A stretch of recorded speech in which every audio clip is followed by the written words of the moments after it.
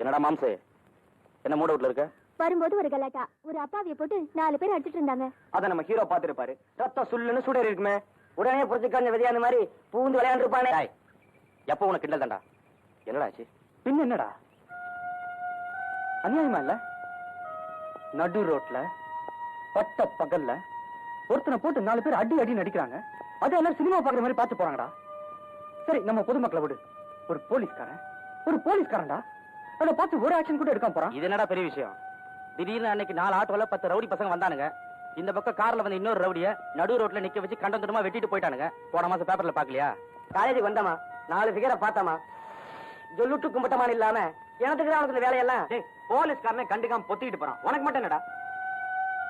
நமக்கு மட்டும் என்ன எல்லாரும் ஒதுக்கி போயிட்டு இருந்தா இந்த சமுதாயத்தை யாரா காப்பாத்துறது? யாரு? அதுக்கு உன் ஒருத்தனால மட்டும் என்ன செய்ய முடியுங்கிற? டேய், நம்ம ஆஃப்டர் ஆல் காலேஜ் ஸ்டூடெண்ட்ரா. ஆஃப்டர் ஆல் காலேஜ் ஸ்டூடெண்ட் இத சொல்றதுக்கு அசிங்கமா இல்ல? டேய், காலேஜுக்கு வர வேண்டியது, படிச்சு பட்டம் வாங்க வேண்டியது, ஏதாவது ஒரு கம்பெனில வேலையை தேடிக்கிட்டு எவ்வளவு ஒருத்தை கட்டிக்கிட்டு குடும்பம் நடத்த வேண்டியது. இதுதான் நம்ம கடமை நினைச்சிட்டு இருக்கீங்களா?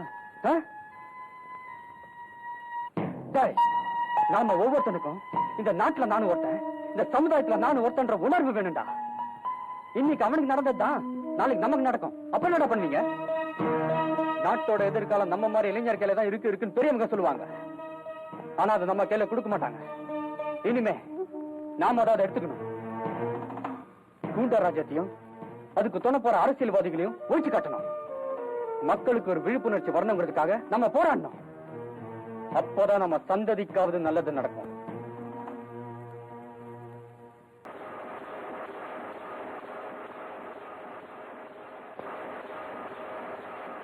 விஜய், நியூஸ கொஞ்சம் மாத்தி போடணும். இந்த இறந்தவர்கள் எண்ணிக்கை 50.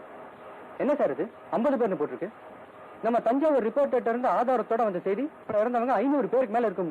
நீங்க 50 பேர்னு போட சொல்றீங்க? தம்பி, இள ரத்தம் துடிக்கிற. நாம யாரு? நான் ஆசிரியர், நீ உதவி ஆசிரியர். பத்திரிக்கை நடத்துறவங்க என்ன சொல்றாங்களோ அதைத்தான் நாம செஞ்சு ஆகணும். இல்லன்னா பொழைக்க முடியாதுப்பா. பொழைக்கணுங்கிறதுக்காக பொய்ய எது சொல்றீங்களா? விஜய், கவர்மெண்ட்டை எதிர்த்துக்கிட்டு இவங்களால பத்திரிக்கை நடத்த முடியாது. நடத்த முடியாதுன்னு சொல்லல, நடத்த விட மாட்டாங்க. அது மட்டும் இல்ல, அரசாங்கத்திலிருந்து கிடைக்கிற விளம்பரங்கள்லாம் நின்னு போயிடும். பல மோசமான விளைவுகளை சந்திக்க வேண்டி வரும். நீங்க சொல்றதை கேட்கறதுக்கு அசிங்கமா இருக்கு சார். இத போடுறதுக்கு மனசு இடம் கொடுக்கல. இந்தாங்க தம்பி, இங்க வேலை பார்த்து அதுல கிடைக்கிற சம்பளத்தை வாங்கி நீ படிச்சுக்கிட்டு இருக்க. உண்மை சத்தியம்னு பேசி உன் படிப்புல நீயே மண்ணை வாரி போட்டுக்காத. என் அனுபவத்தை வச்சு சொல்றேன். நீ பேசுறது கேட்கறதுக்கு நல்லா இருக்கும், நடைமுறைக்கு ஒத்து வராது. போப்பா, போய் வேலையை பாரு. போ ராஜா, போ.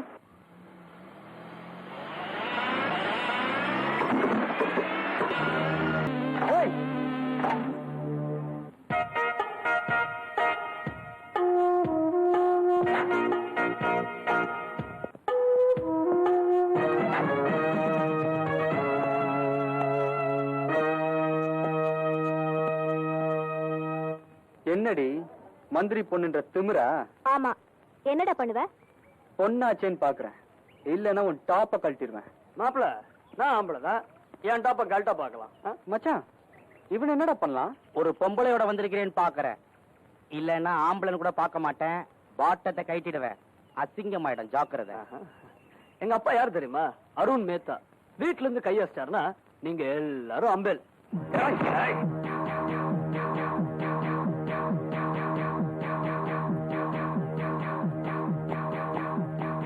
விஜய், பிரின்சிபால் வராரு.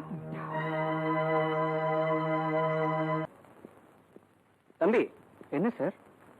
சாரிப்பா, இன்னையில இருந்து உன்னை வேலைக்கு வர வேண்டான்னு மேனேஜிங் டைரக்டர் சொல்லிட்டாரு. என்ன சார் திடீர்னு? நான் எந்த தப்பும் பண்ணலையே. எந்த தப்பும் பண்ண மாட்டேங்கிறியே, அதான் காரணமா இருக்கும்னு நான் நினைக்கிறேன். கோட்டீஸ்வரர் அருண் மேத்தா வீட்டுல இருந்து மேனேஜிங் டைரக்டருக்கு ஒரு போன் வந்தது, அவ்வளவுதான். ஆமா, அருண் மேத்தா சன்னுக்கும் உனக்கும் ஏதாவது தகராறா? புரியுது சார். நெஞ்சில குத்த முடியாத பேடி பசங்க முதுகுல குத்துறானுங்க. ஓகே, ஐம் சாரி விஜய், என்னால ஒன்னும் செய்ய முடியல. பரவாயில்ல சார், நான் வரேன். உன்னை விட்டா எனக்கு வேற யாரு இருக்காங்க விஜய்? உனக்கு ஏதாவது ஒரு நாய் இருந்ததுன்னா துஷ்டனை கண்டா தூர விலகுன்னு சொல்லுவாங்க. எல்லாருமே தூர விலகி போயிட்டு இருந்தா அந்த துஷ்டனை யார் தான் தடுக்கிறது? அது நீதான் செய்யணுமா? இத பாருமா, நானா யாட்டி வம்புக்கு போறதில்ல, தானா வர வம்ப விடவும் போறதில்ல. அது ராக்கியா இருந்தாலும் கவலை இல்ல, அவங்க அப்பானா இருந்தாலும் கவலை இல்ல. அப்படி எல்லாம் சொல்லாதப்பா. அவங்க எல்லாம் பெரியவங்க, பணக்காரங்க. என்ன அக்கிரமம் செஞ்சாலும் வெளியே தெரியாது. இல்ல, யாரா இருந்தாலும் சரி, அநியாயம் எங்க நடந்தாலும் சரி, அதுக்கு அடி விழணும். அதுல முதல் அடி ஏன் அடியா தான் இருக்கணும். பொல்லாதவங்களை அழிக்க நாட்டுல தீ பரவணும். அதுல முதல் தீ பொறி நானா தான் இருக்கணும். அதனால உனக்கு என்ன ஆகும் நீ நினைச்சு பாத்தியா? உன் லட்சியத்துக்கு நீ ஏன் பலி ஆயிட்டனா? கடைசியில எனக்கு வெறும் பெருமை தான் அமைஞ்சும். ஐயோ, எனக்கு ஒண்ணு ஆகாதுமா. இத பாரு, வன்முறை வேணும்னா ஒரு நாள் தோத்து போலாம். ஆனா புரட்சி தோத்ததா சரித்திரமே கிடையாது. எனக்கும் தோல்வின்றதே கிடையாது. அது சரிப்பா, இருந்த வேலையும் போயிடுச்சே, இனிமே என்ன செய்ய போற? உழைக்க தெரிஞ்சவனுக்கு ஊரெல்லாம் வேலை இருக்குமா?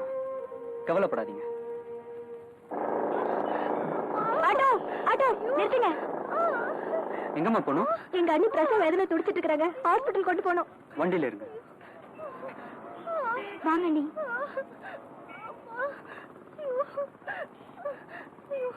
வலி தாங்க முடியல.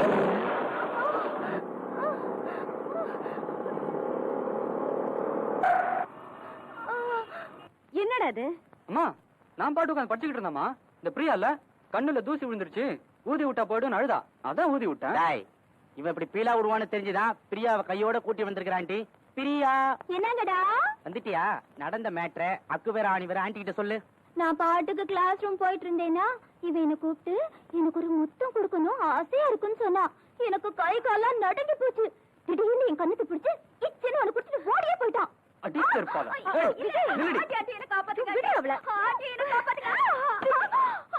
என்னடி நினைச்சிட்டு இருக்க மனசுல? எங்க அம்மா கிட்ட நடந்த உண்மையை சொல்லு, இல்லன்னா உன் காதை தண்ணியே எடுத்துருவேன். புரிஞ்சுக்கிட்டீங்களாமா? நான் எப்போ புரிஞ்சுக்கிட்டேன்டா. டேய், அவளை விடுறாப்பா, அவன் காதை விடுடா. அம்மா, எல்லாம் உன்னால முடியுதா? ஏய் பொறுக்கி, என்னடி சொன்ன? திருப்பி சொல்லு. இன்னும் ஒரு தட்டினதா சொல்வியா? தட்டுற.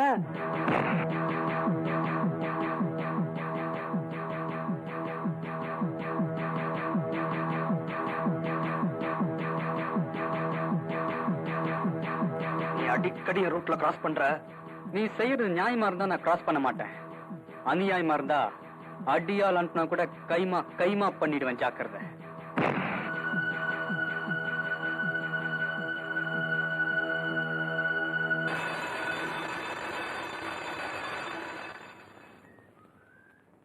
என்னடா இவன் அடிக்கடி தொந்தரவு பண்ணிட்டே இருக்கான்? இவன் என்ன பண்ணலாம்? பேசாம க்ளோஸ் பண்ண வேண்டியதுதான். எப்படி?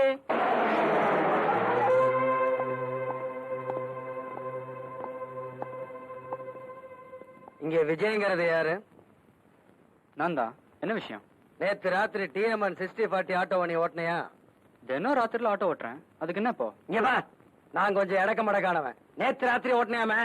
ஆமா, நேத்து ராத்திரி 8:40க்கு ஜிஎன் செட்டி ரோட்டுல வந்திருக்க.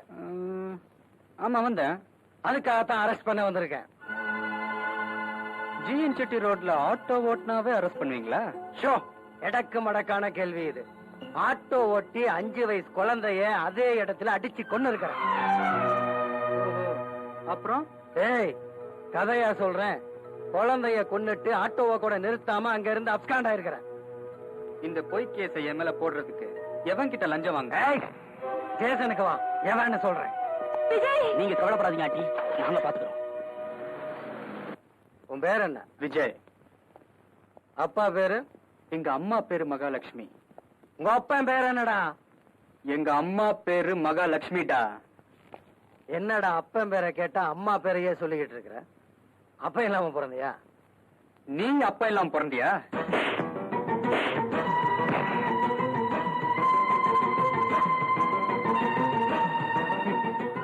மரியாதை கொடுத்தாதான் மரியாதை கிடைக்கும். போலீஸ்காரன் என்ன கடவுள் நினைப்பா? You are a public servant. Understand? நாங்க கட்டுற வரி பணத்துல சம்பளம் வாங்கிட்டு இருக்கிற ஒரு கூலிக்கார. ஞாபகம் வச்சுக்க. இவ்வளவு நேரம் என்ன நிக்க வச்சு பேசிக்கிட்டு இருந்ததே தப்பு. ஓ இஷ்டத்துக்கு கேஸ் எழுதுவேன், ஓ இஷ்டத்துக்கு லாக்அப்ல தள்ளுவேன், ஓ இஷ்டத்துக்கு அடிச்சு கொடுமைப்படுத்துவேன். இதையெல்லாம் தாங்கிக்கிட்டு இருக்கிறதுக்கு எங்களை என்ன அடிமைங்க நினைச்சிட்டியா? இல்ல ஒண்ணும் தெரியாத மடையங்க நினைச்சிட்டியா? இனிமேலாவது பொதுமக்கள் கிட்ட மரியாதையா நடந்துக்க கத்துக்க. உள்ள வரான் சார். கோர்ட்ல பார்க்கலாம்டா.